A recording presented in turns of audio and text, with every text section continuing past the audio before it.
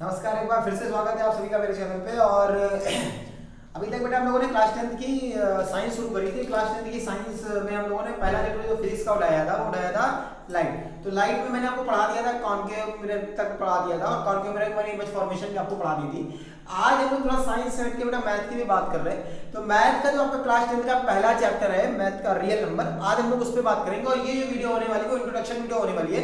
इस introduction video में मैं आपको इस चैप्टर में जो हम लोग पढ़ेंगे उसके सारे कॉन्सेप्ट, सारे फॉर्मूलाज मैं आपको बता दूंगा कि उसके अलावा उस चैप्टर में और कुछ भी नहीं होगा। और अगर और जो हम लोग इसके बाद वाले वीडियो करेंगे वो एक्सरसाइज सॉल्व करेंगे। एक्सरसाइज के 1.1, 1.2, 1.3 एनसीईआरटी में सॉल्व करूंगा। आज जो ये वीडियो है वो आपको क्या है, इंट्रोडक्शन वीडियो है। और ये मेरा यकीन मानिए इंट्रोडक्शन वीडियो में अगर आपने सही समय में दिल से पढ़ लिया तो आपको एक्सरसाइज लगाने में भी कोई प्रॉब्लम नहीं आएगी। तो चलिए टाइम को वेस्ट न करते हुए शुरू करते हैं। बेटा क्या नाम है चैप्टर का? Real number. क्या नाम है? Real number.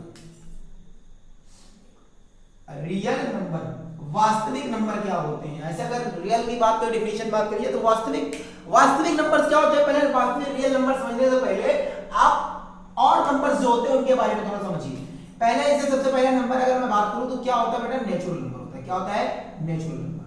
क्या होते हैं नेचुरल नंबर? तो 1 से लेकर के पॉजिटिव वाले जितने भी नंबर्स होते हैं प्लस इंफिनिटी तक वो सारे नंबर्स क्या होते हैं बेटा? आपके नेचुरल नंबर्स होते हैं। 1 to इंफिनिटी तक आपके सारे नंबर्स क्या होंगे बेटा? नेचुरल नंबर्स होंगे। इसके बाद एक नंबर और इसमें हम ऐड करते हैं। क्या सिर्फ एक नंबर और ऐड करते हैं? 0 और ऐड कर दें। 0, 1, 2 से लेकर के पॉजिटिव इंफिनिटी तक जितने भी नंबर्स होते हैं वो क्या होते हैं? होल नंबर होते हैं। अगर मैं इसको लिखना चाहूं तो 0 प्लस नेचुरल नंबर भी कह सकता हूं, क्योंकि नेचुरल नंबर में 1 टू इंफिनिटी तक तो सारे आ ही रहे, 1 टू इंफिनिटी तक तो सारे आ ही रहे। अगर मैं इसको कहना चाहूं तो क्या नेचुरल नंबर और प्लस 0 कह सकता हूं। इसके बाद एक नंबर और होता है, इसको लोग इंटीजर्स कहते हैं। क्या कहते हैं बेटा? इंटीजर्स कहते हैं। इंटीजर्स क्या होते हैं? इंटीजर्स माइनस इंफिनिटी से लेके प्लस इंफिनिटी तक के बीच के जो नंबर्स होते हैं उन सारे नंबर्स को क्या कहते हैं बेटा? इंटीजर्स कहते हैं। या दूसरी डेफिनेशन अगर मैं इसकी लिखना चाहूं कि whole number plus minus infinity वाले नंबर्स। ये माइनस इंफिनिटी से लेकर के जितने भी नंबर्स आपके माइनस वाले हैं और प्लस में होल नंबर, वो सारे नंबर्स क्या होंगे बेटा? आपके इंटीजर्स होंगे। क्या होंगे? इंटीजर्स होंगे। अब इनके बाद जो नंबर आता है जो हम लोग पढ़ने जा रहे हैं वो इनके बाद का नंबर है वो क्या है बेटा? Real number. क्या है? Real number. क्या है? Real number. रियल नंबर के बेटा दो पार्ट होते हैं। कौन कौन सा होता है? एक होता है बेटा रैशनल। कौन सा होता है? रैशनल। आपने क्लास 9 में पढ़ा होगा इसको। और एक होता है बेटा इरेशनल। क्या होता है? इरेशनल। रैशनल नंबर की अगर हम बात करें बेटा तो रैशनल नंबर्स कौन से होंगे?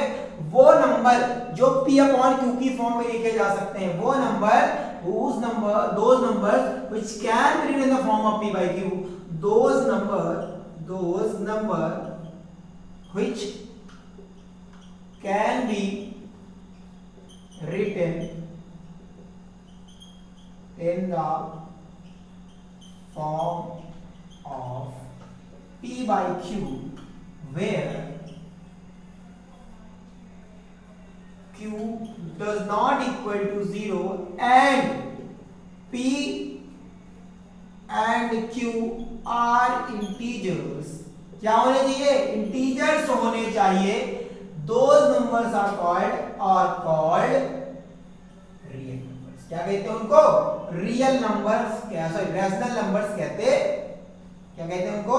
रैशनल नंबर्स कहते। ऐसे नंबर जिनको p/q की फॉर्म में लिखा जा सके, न्यूमरेटर अपॉन डिनोमिनेटर की फॉर्म में लिखा जा सके, जहां डिनोमिनेटर आपका 0 ना हो, वो सारे नंबर्स क्या होंगे? रैशनल नंबर होंगे। एग्जांपल के तौर पे आप 1/3, 2/3, 7/5 कुछ भी लिख सकते हैं, बस क्या हो? नीचे आपका 0 ना हो। माइनस का भी लिख सकते हैं, -1/3, -2/3, -7/3, कोई भी नंबर हो सकते हैं। बस क्या होना चाहिए? वो इंटीजर्स होना चाहिए और नीचे अपॉन में आपका डिनोमिनेटर 0 होना चाहिए। अगर डिनोमिनेटर आपका 0 हो गया तो उसका आंसर होता है इंफिनिटी। और इंफिनिटी का आंसर अभी तक हमारी मैथ में हमको ज्ञात करके बताया नहीं, इसलिए उसका आंसर का 0 नहीं हो सकता। अब रैशनल नंबर की बात करें तो रैशनल नंबर बेटा सिंपल से एक बात समझिए कि रूट वाले नंबर्स, जहां पर हम लोग रूट्स लगाते हैं, क्या लगाते हैं बेटा? रूट लगा लेते हैं। √3, √2, √5, √3, √2, √5, √7, √11 ऐसे नंबर्स क्या होते हैं बेटा? Irrational numbers. क्या होते हैं? इरेशनल नंबर्स होते हैं। अगर मैं अब रैशनल नंबर की डिफिनेशन और बोलूं, क्या बोलूं? और अगर मैं इसकी डिफिनेशन बोलूं तो रैशनल नंबर की डिफिनेशन ये होती है कि the collection of rational numbers and irrational number. Real number की अगर मैं बारे में बात करूं तो पहले बोला ये collection of rational and irrational numbers. Collection of rational and irrational numbers को क्या कहते हैं? रियल नंबर कहते हैं। दूसरा क्या? दोज नंबर्स, वो numbers, those numbers which can be represent on number line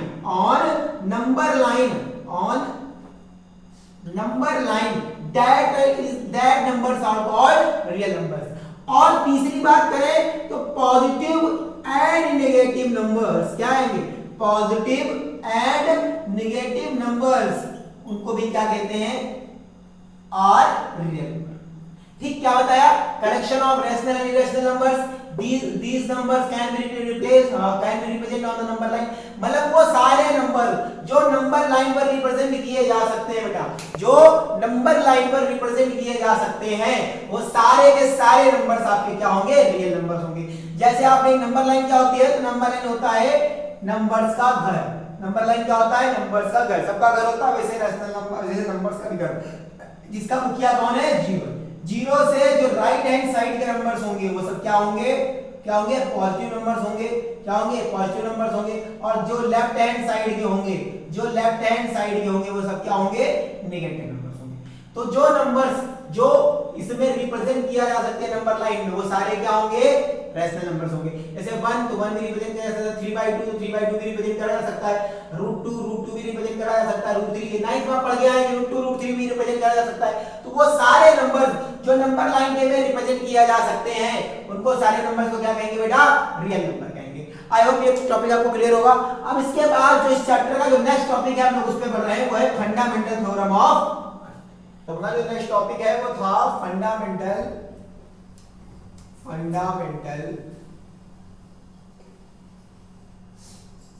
theorem of arithmetic. Fundamental theorem of arithmetic क्या कहता है? फंडामेंटल थ्योरम ऑफ अरिथमेटिक ये कहता है कि अगर कोई कंपोजिट नंबर है आपके पास, क्या है? अगर कोई कंपोजिट नंबर है तो उनके जो फैक्टर हो सकते हैं वो सिर्फ और सिर्फ प्राइम नंबर हो सकते हैं। क्या हो सकते हैं बेटा? सिर्फ और सिर्फ प्राइम नंबर्स हो सकते हैं। तो फंडामेंटल थ्योरम ऑफ अरिथमेटिक ये कहता है कि if there is a composite number, it can have only prime and only prime factors. क्या हो सकते हैं? सिर्फ और सिर्फ प्राइम फैक्टर्स हो सकते हैं। आपके दिमाग में कोई भी क्वेश्चन है, जैसे हम एक क्वेश्चंस लेते हैं, ये 66 हो गया और 420 हो गया बेटा। क्या हो गया? 66 हो गया, 420। अगर मैं 66 के और 420 के क्या करना चाहूंगा? फैक्टर्स निकालना चाहूंगा, तो ये सिर्फ और सिर्फ इसके जो फैक्टर्स आएंगे वो प्राइम नंबर्स होंगे। क्योंकि प्राइम नंबर होंगे भी क्यों? रीजन भी इसके पीछे यही है कि अगर कोई और नंबर से कटते हैं, प्राइम नंबर के अलावा कोई और नंबर से कटेंगे, तो पहले ही प्राइम नंबर को काट चुका होगा। फॉर एग्जांपल अगर मैं 66 की बात करूं, 66 का बेटा अगर हम निकालेंगे तो क्या निकल के आएगा? 33 और 11 और 11। ठीक है, यहां से क्या निकल गया? इसके फैक्टर 2 11 30। अगर हालांकि ये बात सही है कि अगर इसको मैं 6 से भी काटूंगा तो भी कट जाएगा, लेकिन 6 से कटने से पहले ही ये क्या कर चुका है? 2 से कट चुका है। यही रीजन होता है कि कोई भी कंपोजिट नंबर है, इस यूनिवर्स में जितने भी कंपोजिट नंबर है, उन सारे कंपोजिट नंबर्स का जो फैक्टर होता है वो क्या होता है? प्राइम नंबर होता है। इसमें आपका 2 भी प्राइम है, 3 भी प्राइम है और 11 भी प्राइम ही है। अब 420 की बात कर ले तो 420 मतलब 420 की बात नहीं हो रही है। 420 मतलब नंबर हमने 420 लिया है। 420 लेंगे तो 2 जा 4 और 2 1 जा 2 2 0 0। अब यहां पर लेंगे 2 1 जा 2 और 2 5 जा 10 और 3 से कटेगा ये, 3 3 जा 9, 3 5 जा 15 और फिर ये 5 से कटेगा, 5 से जा 35 और ये कितना आ गया बेटा? 2 इंटू में 2 इंटू में 3 इंटू में 5 इंटू में। ठीक है, अब यहां पर भी आपने देखा कि क्या है? ये सारे के सारे क्या है बेटा? आपके प्राइम नंबर है। क्या है? Prime number. तो फंडामेंटल थ्योरम ऑफ अरिथमेटिक आपको ये कहती है कि अगर इस यूनिवर्स में जितने भी कंपोजिट नंबर है, every composite number must have should have only and only prime factors, only and only prime factor. अब इसके बाद जो चैप्टर का नेक्स्ट टॉपिक है बेटा वो क्या है आपका? How to find LCM and HCF. कैसे एलसीएम और एलसीएम फाइंड करते हैं? How to find HCF and LCM. ठीक है, how to find LCM. LCM और एचसीएफ बेटा पढ़ने से पहले आप इनमें मोटा सा एक डिफरेंस समझिए। इनमें दोनों में मोटा सा डिफरेंस क्या होता है, हम लोग जब पढ़ते हैं, जो आगे क्लास में पढ़ेंगे आप लोग, तो क्या पढ़ेंगे कि एलसीएम बेटा वो होता है जो इन दोनों नंबर से कटता है। क्या होता है, एलसीएम वो नंबर होता है जो इन दोनों नंबर से कटता है, और एचसीएफ वो नंबर होता है जो इन दोनों नंबर को काटता है। बहुत छोटा सा एक बहुत लाइन, छोटी सी लाइन का फर्क होता है। क्या है, एलसीएम वो नंबर्स होते हैं जो इन दोनों नंबर्स को काटेंगे, और एचसीएफ वो नंबर होगा जो इन दोनों नंबर को काटेगा, और एलसीएम वो नंबर होगा जो इन दोनों नंबर से कटेगा।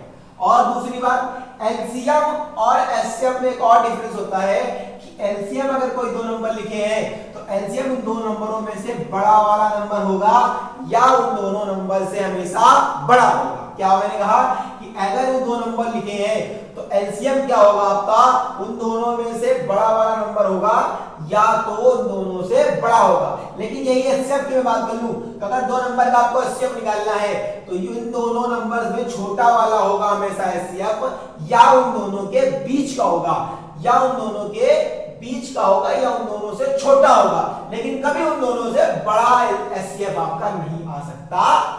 आई होगी बात क्लियर होगी। अब एलसीएम और एचसीएफ कैसे फाइंड करते हैं, तो सबसे पहले अगर मैं बेटा एलसीएम की बात कर लूं, किसकी बात कर ले, एलसीएम की, यही दो नंबर ले लेते हैं। अगर एलसीएम की बात कर ले तो आप पहले एलसीएम अगर आपको फाइंड करना है किसी दो नंबर्स का, तो उन दोनों नंबर का प्राइम फैक्टराइजेशन कर लीजिए। इस मेथड को ही प्राइम फैक्टराइजेशन मेथड भी कहते हैं, ठीक है। अब इन दोनों मेथड का प्राइम फैक्टराइजेशन कर लीजिए, दोनों नंबर्स का, इसमें हमने प्राइम फैक्टराइजेशन कर चुके, दोबारा करने की जरूरत नहीं। अब यहाँ पर देखते हैं कि हाईएस्ट नंबर कितने हैं, मतलब हाईएस्ट मतलब कौन नंबर ज्यादा, जितनी ज्यादा बार आया है उसको लिखते हैं। जैसे यहाँ पर 2 एक बार आया, यहाँ पर 2 दो बार आया, तो इस 2 को लिखेंगे, कितने लिखेंगे, इन 2 को लिखेंगे। यहाँ 2 दो बार आया है तो 2 दो बार लिख लो। यहाँ पर कितना बार, 3 एक बार आया, 3 एक बार आया, 3 एक बार लिख लो। यहाँ पर 5 एक बार आया है, एक बार लिख लो। 7 एक बार आया है, एक बार लिख लो। 11 एक बार आया है, एक बार। आना बोलो भाई, ठीक है।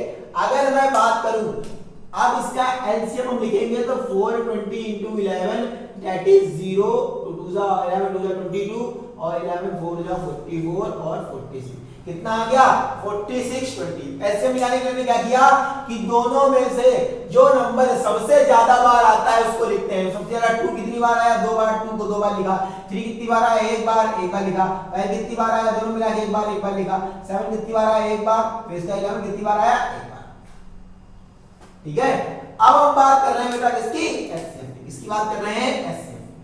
एचसीएफ का फुल फॉर्म क्या होता है, highest common factor lowest common multiple, ठीक है। हाईएस्ट कॉमन फैक्टर के लिए अगर आपको 66 और 420 का अगर हमको एचसीएफ निकालना है तो एचसीएफ वो होता है जो दोनों में से कॉमन होता है। क्या होता है, जो दोनों में से कॉमन होता है। जैसे अगर हम बात कर लें, यहाँ पर भी 2 आ रहा है, यहाँ पर भी 2 आ रहा है, तो एक 2 हो गया।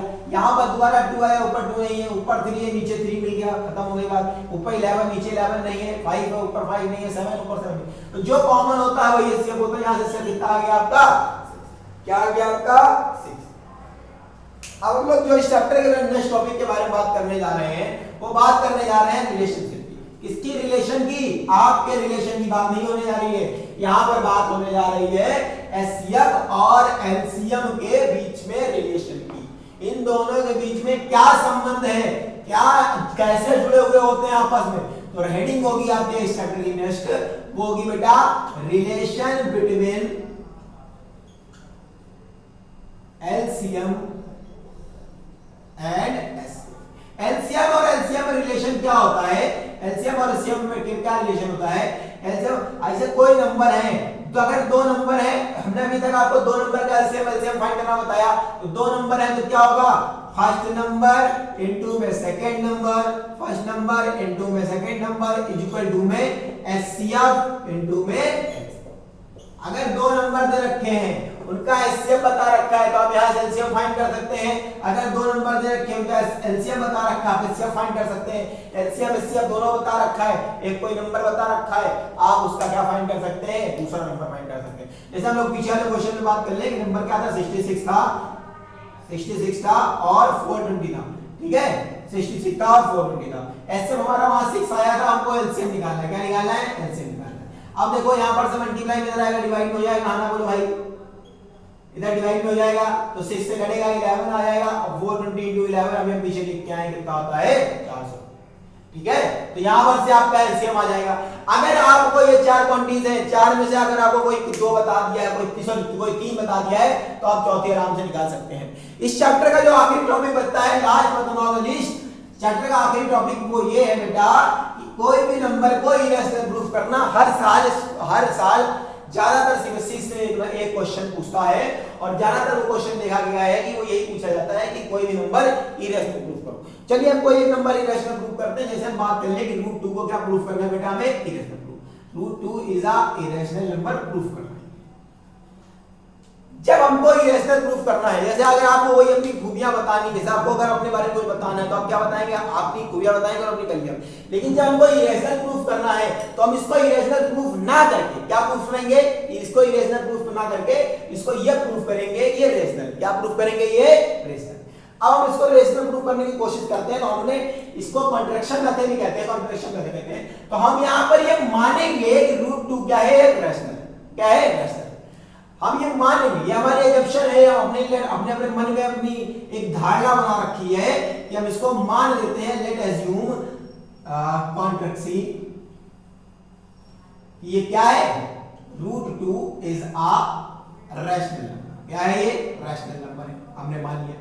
अब अगर √2 रैशनल नंबर है तो रैशनल नंबर की परिभाषा के हिसाब से ये 1/a/b की फॉर्म में लिखा भी जाना चाहिए, जहां पर a और b क्या होना चाहिए, a एंड b क्या होना चाहिए, a and b are coprime होना चाहिए। क्या होना चाहिए, को-प्राइम। को-प्राइम क्या होते हैं, को-प्राइम आर दो नंबर जिनका जो फैक्टर है, जिनका जो कॉमन मल्टीपल है वो हमेशा 1 आना चाहिए। क्या आना चाहिए, अगर दो नंबर को-प्राइम है तो उनका मल्टीपल हमेशा क्या आना चाहिए, उन दोनों में कोई चीज कॉमन होगी तो सिर्फ 1 होगा, उसके अलावा वो किसी भी टेबल से नीचे मिलेंगे नहीं। अगर यहां पर ऐसा है, इसको हम लिख सकते हैं बेटा √2b इक्वल टू में a। अब हम स्क्वायरिंग बोथ द साइड करना है तो इसको क्या लिख सकते हैं, स्क्वायरिंग बोथ द साइड करेंगे। स्क्वायरिंग बोथ द साइड करेंगे, क्या लिखेंगे, स्क्वायरिंग बोथ द साइड्स, दोनों तरफ इसका स्क्वायर करेंगे। अगर इसको बोथ द साइड स्क्वायर करेंगे तो क्या आ जाएगा, 2b स्क्वायर इक्वल टू में a स्क्वायर। हाँ ना बोलो, तो यहां से क्या पता चलता है, यहां से पता चलता है अगर a स्क्वायर इक्वल टू में 2b स्क्वायर लिखा है, इसका मतलब a क्या है, वो 2 से डिविजिबल है। a क्या है, 2 से डिविजिबल है, तो a square is divisible by 2। और यहां पर से अगर a स्क्वायर डिविजिबल है तो a भी डिविजिबल होगा, a is also divisible by 2। हाँ ना बोलो, अगर a ऐसा है तो a इक्वल टू 2c लिख सकते हैं। c क्या है, इंटीजर है, c is a integer, c is a.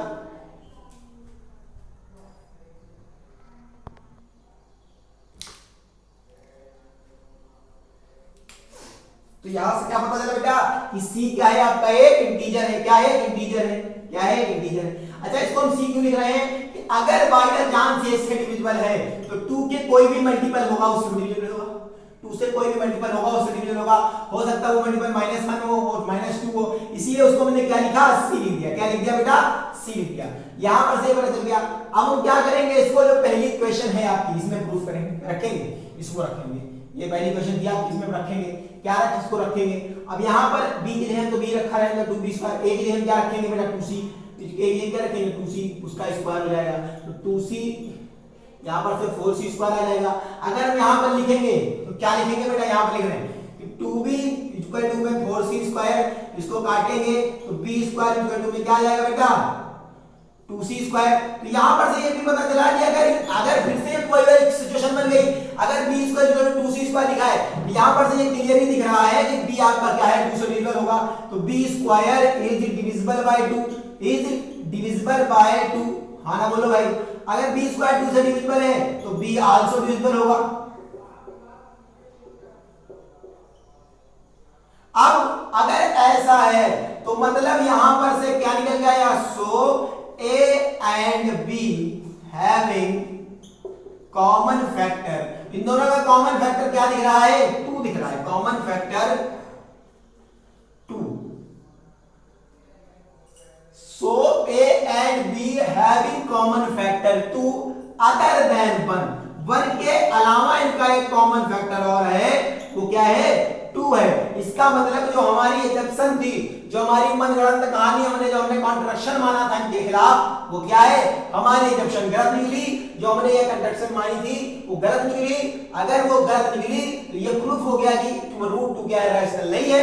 अगर √2 रैशनल नहीं है तो क्या होगा बेटा, इरेशनल होगा। यहां अपने स्लाइड लिखेंगे, so our construction is was wrong, that is why √2 is not a rational, so √2 is a irrational number. ठीक है, इस चैप्टर में बस इतना ही है इस इंट्रोडक्शन में। इसके बाद आप एक्सरसाइज में घुस सकते हैं, डायरेक्ट एक्सरसाइज लगाइए, कोई दिक्कत नहीं है। इस पूरे चैप्टर में आप जितनी भी एक्सरसाइज पढ़ेंगे उनमें इन सारे कॉन्सेप्ट्स के अलावा कोई और कॉन्सेप्ट, नया कॉन्सेप्ट इंट्रोड्यूस नहीं होगा। सारे कॉन्सेप्ट ये इंट्रोड्यूस होंगे, इसके अलावा कोई नया।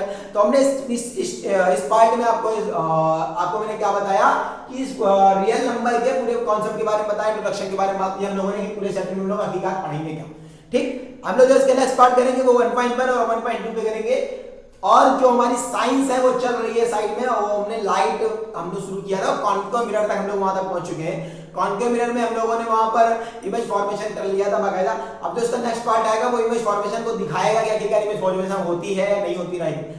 और हम मिरर की मदद से, हम कॉन्केव और कॉन्वेक्स मिरर की मदद से देखेंगे कि जो फोकस से लेंथ निकलती है वो कहां जाती है, जो सेंटर ऑफ कर्वेचर निकलती है वो कहां जाती है, जो पैरेलल आती है वो कहां जाती है। तो ये सारी चीजें मैंने आपको चैप्टर बताई थी, वो सारी चीजें प्रूफ भी होंगी इस चैप्टर का। इसके बाद हम लोग साइंस के नेक्स्ट चैप्टर में मूव करेंगे जिसका नाम होगा केमिस्ट्री का पहला चैप्टर होगा।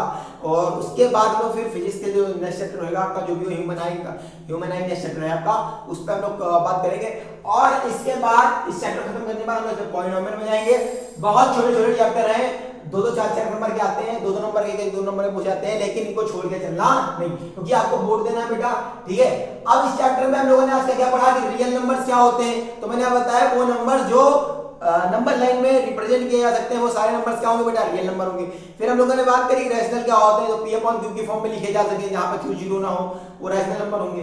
फिर हम लोगों ने बात करी कि फंडामेंटल थ्योरम ऑफ अरिथमेटिक क्या होती है। फंडामेंटल थ्योरम ऑफ अरिथमेटिक ये कहती है कि अगर कोई कंपोजिट नंबर है तो उसके अब उसका सिर्फ और सिर्फ प्राइम फैक्टराइजेशन ही हो सकता है, उसके अलावा कुछ नहीं हो सकता। फिर हम लोगों ने बात करी कि एचसीएफ कैसे फाइंड करते हैं, एलसीएम कैसे फाइंड करते हैं। एचसीएफ और एचसीएफ में डिफरेंस समझा। एलसीएम वो नंबर होते हैं जो दोनों नंबर से कट जाएंगे, और एचसीएफ वो नंबर होंगे जो दोनों नंबर को काटेगा। ठीक, फिर हम लोगों ने बात करी किसकी, कोई भी नंबर, अगर दोनों के रिलेशन के बारे में बात करी एचसीएफ और एलसीएम के, दो नंबर है तो दो नंबर का मल्टीप्लाई कर दो, equal to LCM into LCM multiply कर दो। अब हम लोगों ने इसके चैप्टर बाद बात करी इरेशनल नंबर्स क्या होते हैं और उसको कैसे प्रूफ करते हैं। तो हम लोगों ने तुमको एक प्रूफ बताया।